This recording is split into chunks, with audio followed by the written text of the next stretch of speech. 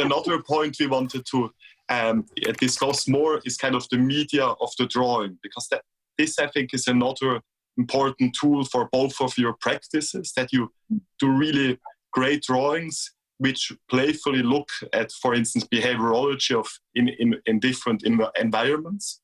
And we wanted to show pictures of the project Momoyo curated for the last architecture biennial in Venice, which was a kind of a large accrochage of drawings from all around the world, which for you kind of inspired you later on to produce the idea of public drawings. And you also brought in drawings as a tool to investigate crisis modes, like, for instance, in Fukushima as well. Yeah, yes, 2018, but it was 6 years later after the 2011. So, and then 2011, so in Japan, so we have a very big earthquake. It's called the Great East earthquake in Japan. And at that time, so I think, of course, shaking fear is also coming to our physical condition. So it's also very, like a, the bumping of the soil from bottom, so bum, bum, bum. So it's really, really horrible. So it's really horrible, so the experience. And then also sounds is also the other times we feel, but also we hear the very, very deep sound from bottom. So some sense, and then maybe some, not only me, so many people has some, the trauma, or I don't know, some special experience about these sounds and the vibration of the soil. So, and then, but also the other hand, so we had Fukushima, so explosions, number one, so plant explosion, and then it was another fear of the society. So because we had some problem, but we cannot see anything so in the life. So, and then so I had also good contact because of the. We had some one project. It's called Core House. It's a kind of a recovery small house unit for the area, so eastern coast of Japan. And then so one local leader asked us to also coming to present our proposal to the local people. And then so this is a first chance to contact them. And then so I also.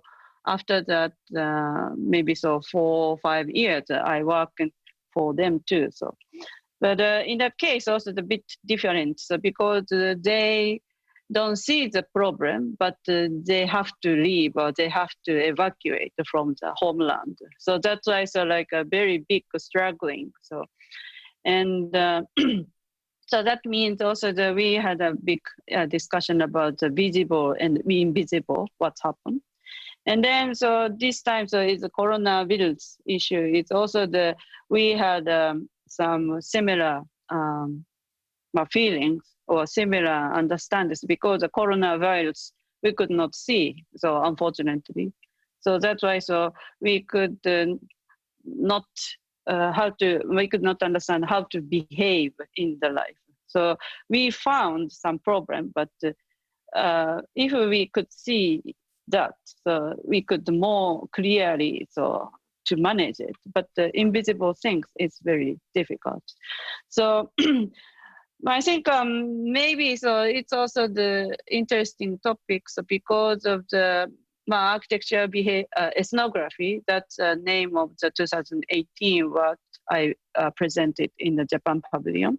And in that time, so every people or every author tried to draw their understanding to share others. So that is also the very big intention and big motivation for them to make a platform to understanding the problem. So that's why we collect all things, and we started to make a dialogue, and until today, so we still continue to about this issue. And also maybe in this moment, so it's also very difficult how to draw in coronavirus or COVID-19. But if we could have a chance, we would like to open this discussion with my friends and colleagues. Yeah. So the drawing we're looking at now, Momoyo, what is that exactly? Yes, drawing. Well, the Japan Pavilion is a very simple building designed by Sakakura Junzo. Yeah. Sorry, Yoshidaka Takamasa. Sorry, Yoshidaka Takamasa. And then 50-meter wide square, and there's 2 levels. And then the upper part is the drawing, 42 different drawings from all over the world. Mm-hmm. And ground floor is, I put we call it yatai. So yatai is a Japanese restaurant, like a moving car, mobile furniture. Yeah. And then in the yatai, so we show some books or some table or some chair, benches, and also including also the drawing space. We borrow the drawing board to the audience, and then they start to draw after the exhibition show. After the exhibition, so they start to draw on drawings, what they found and what they thought. Great, good. Okay. Also mobility and open ends, huh? Yes, and also originally space were the 2 entrance, but sometimes they close one side of the door, and then this time we try to open 2 doors, and the audience can also circulate. So in the from ground floor and the upper floor, hall. Yes. Mm-hmm. Now we see your pavilion, Petra, at the Venice Biennale, and you also worked with the curtain, of course, but here the curtain was moving all the time. It was moving through the pavilion. Yeah. You can see your drawing here, how they come together and form these windows. And this is a very recent project at the local. And we wanted to ask you, as you so often kind of use curtains to create a room within a room. What does it do to the architecture? What your new architecture is, and what the existing architecture is? Because it really seems to be your methodology to kind of put in a space within a space. I hope it's not a mythology, a methodology. I think the Venice installation is very symbolic for our work, because there it was also in an existing building, a monument, and it was supposed to symbolize the reuse of empty or vacant buildings. It was a criticism actually by the Ole Bouwman, director of the Dutch Architecture Institute, which was already addressed 2 years before, about how scandalous the market economy is in some ways, because, there are builders and developers and the government, and everyone wants to make money. And so they're building and building and developing, but there are thousands of empty buildings, also in the Netherlands. And so 2 years before, these empty buildings were mapped, and it turned out to be an enormous city. And Ole Bouwman wanted us to, again, symbolize that issue, how can you reuse existing buildings in a relatively simple way so that you can actually make them alive again and useful. And so this installation is actually doing that. It's an existing monument that is 80% of the year empty. And if you make a certain shape of track system, this is a track system made with a bicycle chain and a few little motors and a piece of cloth. That's actually the recipe. It's very simple. You can make it everywhere in the world.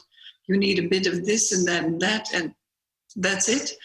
And it has different positions, and each position of the curtain symbolizes a different way of use, kind of use. So here it could be a theater. Sometimes it's a square. It can be, it could be a church or a hairdresser or a studio for an architect, depending on the position. What was also challenging the public here is that Momoyo, no explanation at all. No folder, no explanation. So it's also a reaction to the museum world where everything is explained and everyone is always taken by the hand, like this painting means this and this room means that. So there's no explanation. It's an experience. People stand there or walk there, and while they are there, all of a sudden it's moving, and it sometimes embraces people that don't belong to one another. Sometimes it cuts through people that are all of a sudden separated. So it has also a social action or interaction. Behaviorology, yes. And of course it has this, what we always see as architectural recipes. It has division, it has transparency and opaqueness, it has views and obstruction of views. It has, it has all these it has color and non-color, reflection, absorption. All these words and meanings in architecture are all in this curtain together, like a collection of meanings. And because of the installation, they also interact with one another. So the obstruction comes over the transparency, and then all of a sudden you have like a moon, a sun-moon effect. So in fact, this installation, I think, was really symbolic for what we think a curtain can do. It can take over functions in many, many different ways in a relatively simple manner. Much cheaper and much more flexible than architecture, but I mean, it's not a phonetic position, but it does things that architecture cannot do. And in the Lokhal, it was a competition together with architects called Civic and Braaksma and Roos. We also won a competition because this is an existing factory. It's an existing workshop to repair trains, but it stopped its function, and therefore there were these two empty, fantastic steel and glass and concrete buildings. And the idea was that we would make boxes in it to make it and a library and a flexible workspace and a cultural center. But all of us liked the space so much as it was. Like, please don't build anything inside. It's so beautiful because of its scale and transparency and elegance. And so we created a landscape of stairs that goes over the entire width and takes the visitor up through the different levels. And it was very obvious that we needed then these flexible curtains to create rooms if it was necessary, to define spaces such as seats to meet, which is a flexible working space, or make an auditorium or an exhibition room, or But I think this model of kind of reusing space, I think in your really kind of economic soft way will be so significant for the kind of this and time and the future, of course, because suddenly stores are closing, but also office real estate gets problematic. And I think your soft interventions should be really more spread as a methodology. So I really think it makes sense to look at these projects today? Yeah, so for the ETH, as you see here, we created these tracks, but these tracks are so strong. And the whole idea here, Momoyo, is also that you can take away the curtains. The curtains are not necessary. They can either be opened, they can also be exchanged, and they can also be taken away. And then you have a system of tracks, like you used them as well. You can hang drawings from them, you can hang paintings from them, but you can also, like Christopher Williams did, you can also hang walls from them. You know, they're so strong, you can do anything with these tracks. So it's a relatively easy technology that can be used in many ways for exhibitions of any kind. I hope it works also like that, Freddy and Niels. Definitely. No, But if I may ask you a question that kind of like strikes me as I look at the images, particularly the pavilion in Venice, do you approach your works as a kind of like an act of resistance as well to normative functions of architecture or to normative expectations of, because you also spoke about explanation, that there was no explanation, it was just experiential mostly. Yeah. Which is for the context of Venice, which is almost museum context, let's say, addresses an audience. Do you see this as a resistance of trying to find new ways of engaging with the work itself, rather than just by reading a text or by receiving information which is given to you by, let's say, a level of expertise? Yeah, like experts, right? Giving you information. Yeah. And so not trusting your own, as a viewer or as a public, your own. And it was also about the issue of time. Venice was also addressing the issue of time, because it took a long time to see all the... This is what I wanted to ask you too. How long did it take? 22 minutes. So, yeah, and so it moved, and then it would stop for 90 seconds. 90 seconds is quite long. Mm-hmm. And then you had to wait till another movement, and again 90 seconds, nothing. And so it was also addressing this idea that we don't have time anymore, and everyone wants to have immediate consumption and immediate, satisfaction of the reason the somewhere, I guess. Yeah. And there's also the issue of daylight. In any case, it had many sides. I never thought of it as a methodology, as I said before, but if you look back, you might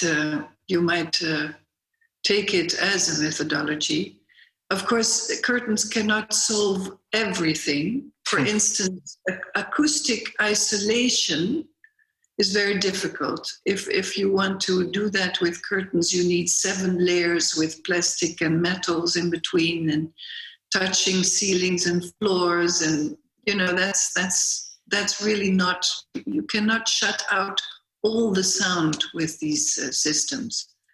So I think in Japan the culture is much more used to these very thin layers. There's much more in classic architecture. In any case, this connection to outside and to each other is very thin. It's beautiful, Yeah. And in our climate, also in Switzerland and in Holland, you have to close everything because it's too cold or too wet. And so it's a totally different connection. Yeah. Do you have curtains, Momoyo?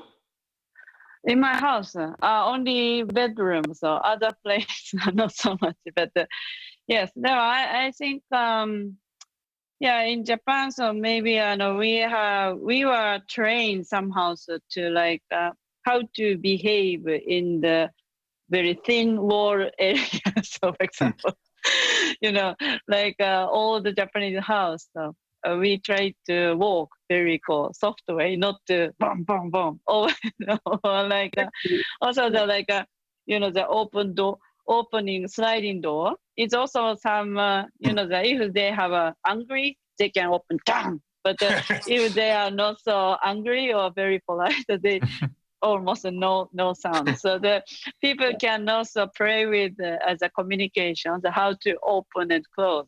So that's also the like a training and also some interesting gesture or expression of our culture.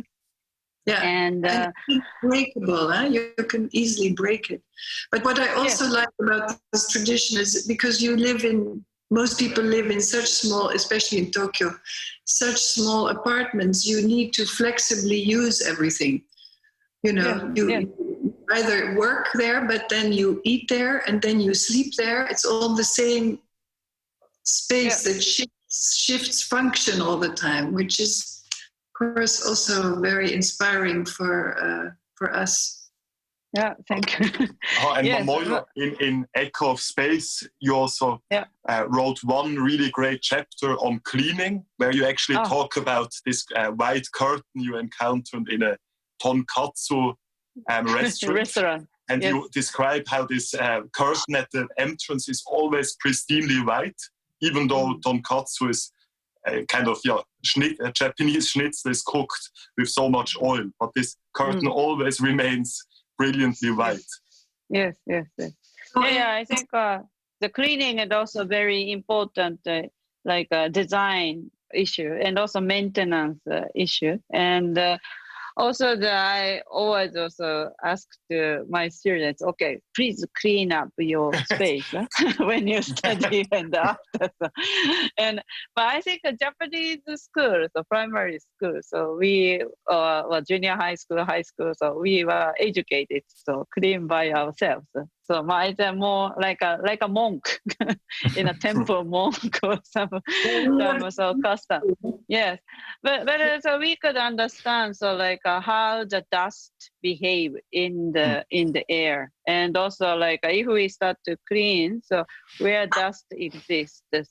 So if people walk many times, so the dust coming to more often. But if nobody walks, so dust not so coming. So that's why so like dust show us also the usage of the space. So that's why so of course as an architect sometimes we could learn from dust and cleaning. Yeah, we work a lot we have worked a lot in the Middle East. And, you have, of course, always wind and dust from the desert and sand from the desert. And yet the men are always impeccably dressed in white, and everything, their head things are always beautiful cloth in white. And they play with it all the time. They have to adjust it all the time. But it's perfect, and it's with a pleat and you wonder, how do they do that? We're all sweating. It's 50 degrees Celsius. We look like horrible after 1 hour. They're just perfectly cool. So it's really wonderful in our work, and I'm sure you all have the same, that you get to know cultures, such different cultures, because you work together. So this collaboration while working is so beautiful, because you have to start to understand each other's behavior and culture and view of the future, because very often you're invited to bring something new. You don't want to repeat what's already there. You're invited to bring something new because of where you come from and because of your own experiences. And that exchange between cultures to make something new, other, which is useful and functional, is really a very beautiful process. Yeah. I also learning. I think it's a perpetual learning. You're never there. Yeah. So I think also your exhibition also. It's also strike me to also like my curtain is also always needs to people and then so moving and so on. So that's why so like close and open is also and also wind and heat and light and a lot of things around. So that's very so important things. And also like an exhibition, maybe so we design also like always without explanation, how people can behave, how people can understand more sense or like a physical understanding. So that is also very important, I think, part to share. So, and then sometimes people sometimes my friends from European architects, we don't write in the entrance so to take off the shoes. So some people with the shoes coming up to my living room, and you have a shoes, but please take off the shoes downstairs, something like that. But it's interesting also, So. But what you mentioned earlier, Momoyo, about tools, about cleaning, I think is also very, very important also in our work, in all our work, is that you really respect your tools, whether it's cooking, making bread, or making dinner, or building or gardening or whatever. You always need tools, and they are very important to take care of, to clean and put away and to respect in a way. And to get to know people who have a specialism, like craftsmen, or if we work to landscape, or if we work to make an exhibition or whatever, you always work with people who are specialized in something. And in this specialism, they have their own tools and their own ways of working. And it's really inspiring to see that and to share that kind of interest in mechanics and finding solutions. Anyway, that's about respecting and looking at tools and treating them in a good way, so that you can work with the same tool for years and years and years, instead of throwing it away after two times. So I think that's one of the beauties. But in any case, what you say, Momoyo, about interaction in our landscape work, garden work, it's also, everything is alive and it's never finished. So it's very, it demands a lot of care and attention. So in that sense, it's unlike architecture, although architecture also needs care and attention after it's done. The things we do are extremely demanding in that way, because because plants grow, die, So it's very alive in that sense, and very involving the human being. Yeah, I think we could also understand the time, so with behaving too. So, and also like we will becomes better always if we clean, or if we're touching, or becomes better, or sometimes a bit strange, but also better, or like we could feel, so not only visual, so but several sense. So that's maybe so. Yes, it's very important to keep in. So